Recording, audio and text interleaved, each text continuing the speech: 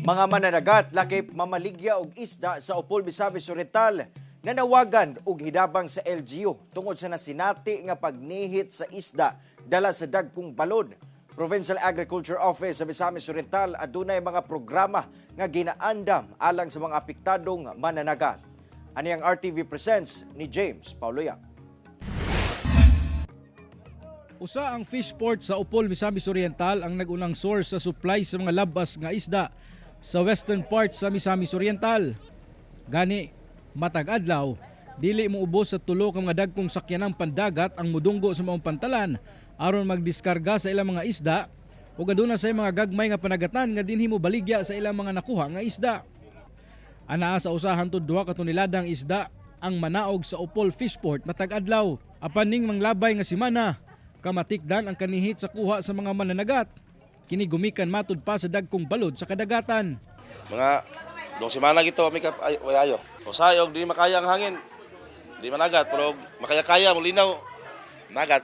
Pero sayog nga muli wala mas diferensya gitong managat ka ba nga linaw nya o lay madala. Sumala sa pag-asa, anaa paghihapon ang northeast monsoon o hanging amihan sa tibuok nasod. Apan ang nakaapekto sa mga kadagatan sa Visayas ug Mindanao mao ang easterlies. Same na gihapon to karon sa ato ang weather system nga easterly pero naalang tay surge at kumbaga mas kaptong nga tayong busog ang atong easterlies mo tong tusog sad ang mga pagbalod. Sumala sa mga fish vendor nga ang pagnihit sa supply sa mga isda sa mga mananagat nakaapekto sab sa mga mamaligyaay. Bangon na pala ang panginabuhian kay dini magidamong source. Musaka ang presyo din sunod-sunod na padung dito sa inyo. Oo, masaka pa may presyo. Sa kabahin sa Provincial Agriculture Office sa Misamis Oriental, aduna na kuno yung profiling nga gipahigayon ng ilang buhatan alang sa mga apektadong mananagat.